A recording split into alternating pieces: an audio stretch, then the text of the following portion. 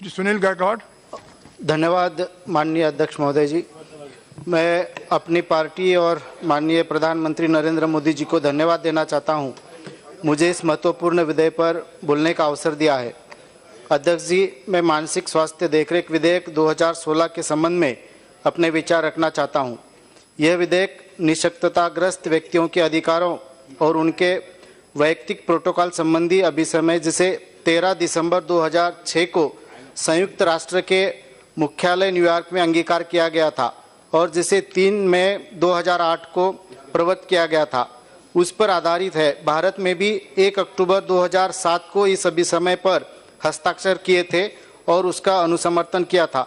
इसलिए यह हमारे लिए अत्यंत आवश्यक हो गया था कि उक्त अभिसमय के अनुरूप विधेयक हम ले आए और भारत की संसद भारत के लोगों के हित में इसे यथाशीघ्र पारित करे। माननीय अध्यक्ष महोदय, हम देख रहे हैं केवल भारत में ही नहीं कि पूरे विश्व में खान पान, रहन सहन, जीवन शैली और काम धंधों से जुड़ी हुई बीमारियां लगातार बढ़ रही है। दिनों दिन शिक्षा के प्रसार होने के कारण लोग अपने स्वास्थ्य के प्रति और अधिक जागरूक और सतर्क होते जा रहे हैं। आजकल सभी को हृदय रोग, डायबिटीज, मोटापा आदि से संबंधित बीमारियों के बारे में ठीक ठाक जानकारी होती है। ऐसी बीमारियों के ग्रस्त होने पर लोग तुरंत ही किसी डॉक्टर या विशेषज्ञ की सलाह लेते हैं और उपचार आरंभ कर लेते हैं। स्वास्थ्य बनाए रखने के लिए अपने खान पान पर विशेष नज़र भी रखते हैं। सुबह उठकर मॉर्निंग वॉक पर भी जाते हैं। अपने आप को स्वस्थ और फिट बनाए रखने के लिए हम सभी हर संभव प्रयास करते हैं, लेकिन ऐसा मानसिक बीमारियों के संबंध में नहीं होता। हम जितना शारीरिक स्वास्थ्य के प्रति सचेत रहते हैं, उतना हम मानसिक स्वास्थ्य के प्रति सचेत नहीं रहते। आज पूरी दुनिया में और भारत में अवसादग्रस्त लोगों की संख्या लगातार बढ़ रही है, लेकिन हम अभी भी मानसिक बीमारियों को उतनी गंभीरता से नहीं लेते हैं जितनी शारीरिक बीमारियों को लेते हैं। बल्कि भारतीय समाज में मानसिक बीमारियों को एक अलग ही हेय दृष्टि से देखा जाता है। किसी भी छोटी मोटी मानसिक बीमारी को पागलपन करार दिया जाता है। इस वजह से कोई भी मानसिक रोगी खुलकर अपनी बात औरों से तो छोड़ो, अपने परिवार के लोगों से भी नहीं कर पाता है, जिससे छोटी मोटी बीमारियों को आगे चलकर बड़ी बीमारियां बन जाती है। ये एक गंभीर विषय है। इस पर भारतीय समाज में जागरूकता लाने की अत्यंत आवश्यकता है। इस बिल के माध्यम से सरकार मानसिक रोगियों की पूरी देखभाल और उनके अधिकारों का संरक्षण और संवर्धन को सुनिश्चित करना चाहती है।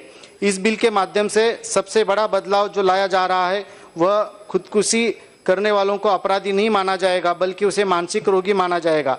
इस बोर्ड को अग्रिम निर्देश दर्ज करने, समीक्षा करने, बदलने, रद्द करने, मनोनीत प्रतिनिधि नियुक्त करने, देखभाल और सेवाओं में खामी संबंधी शिकायतों से निपटने, मानसिक स्वास्थ्य प्रतिष्ठान के प्रभारी चिकित्सा अधिकारी या मनोवैज्ञानिक के निर्णय के खिलाफ मानसिक रोगग्रस्त व्यक्ति उसे मनोनीत प्रतिनिधि किसी अन्य संबंध व्यक्ति से आवेदन लेने और उस पर फैसला देने का अधिकार होगा।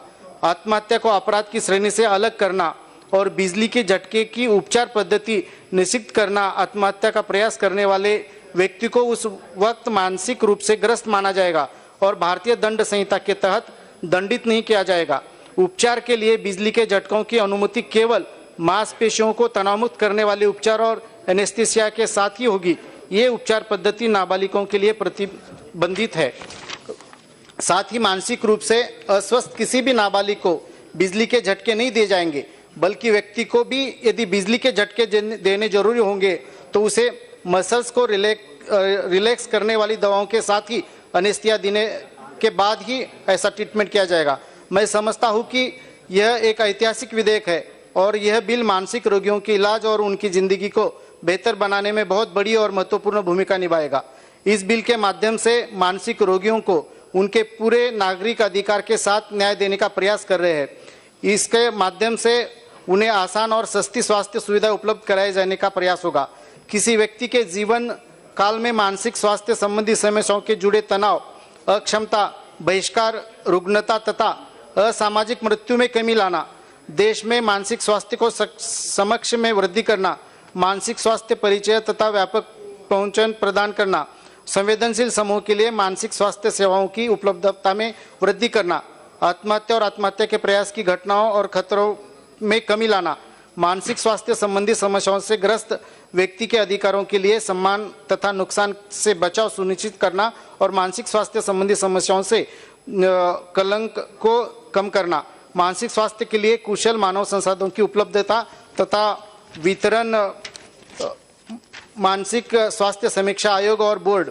मानसिक स्वास्थ्य समीक्षा आयोग एक अर्धन्यायिक निकाय होगा जो अग्रिम निर्देशन देने की प्रक्रिया और उपयोग की समय समय पर समीक्षा करेगा और मानसिक रूप से स्वस्थ व्यक्ति के अधिकारों के संरक्षण पर सरकार को परामर्श देगा।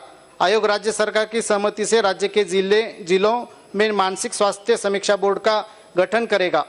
हम स्वास्थ्य सुविधाएं इस देश के कोने कोने में पहुंचाने का कार्य करेंगे। जिस तरह से शारीरिक बीमारियों का इंश्योरेंस होता है, वैसा ही मानसिक बीमारियों को भी इंश्योर करने का प्रयास इस बिल के माध्यम से करेंगे। मैं इस बिल को पूरी तरह से अपना समर्थन देता हूं। इस बिल के माध्यम से इस देश के मानसिक रोगियों को अच्छी स्वास्थ्य सुविधाएं प्रदान करने की इस सरकार के संकल्प को दोहराता हूं। धन्यवाद।